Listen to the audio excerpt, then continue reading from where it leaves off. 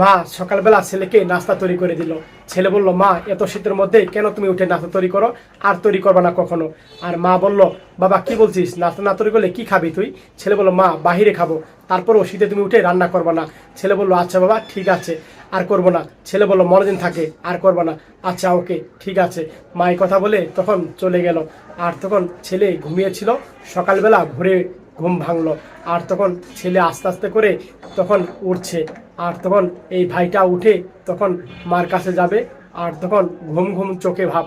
আর তারপরে এভাবে উঠলো, উঠে আস্তে আস্তে করে এই ভাইটা মার রুমে যাচ্ছিল। আর তখন দেখে মা উঠছে কিনা। আর মার রুমে গিয়ে দেখতে পেলো মা ঘুমিয়ে আছে আরামসে, মা উঠে নাই। ছেলে ভাবলো আজকে রান্না করবে না, যাক ভালো। ছেলে অফিসে যাবে। আর তখন ছেলে দেখতে পেলো কি জানি ঢাকা।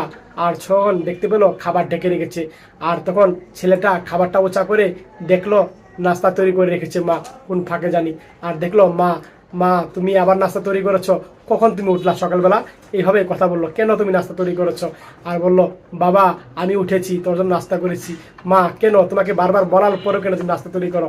আরে বাবা, তোকে যদি সকালবেলা না খাইয়ে দেই আমার মার মনে কি ভালো থাকবে? এইভাবে কথা বলছে মা। আর তখন মা কথা বলছে ছেলের সাথে। আর তখন খাবার হাতে নিল। আর খাবার হাতে নিয়ে তার ছেলেকে তখন খাবার খাইয়ে দিবে মা। আর তখন মা ছেলের জন্য খাবার হাতে নিয়ে আর ছেলেকে খাইয়ে দিল। সত্যি মা ছেলের ভালোবাসা দেখে মনটা ভরে গেল। ভালো লাগলে শেয়ার করে দিয়েন সব।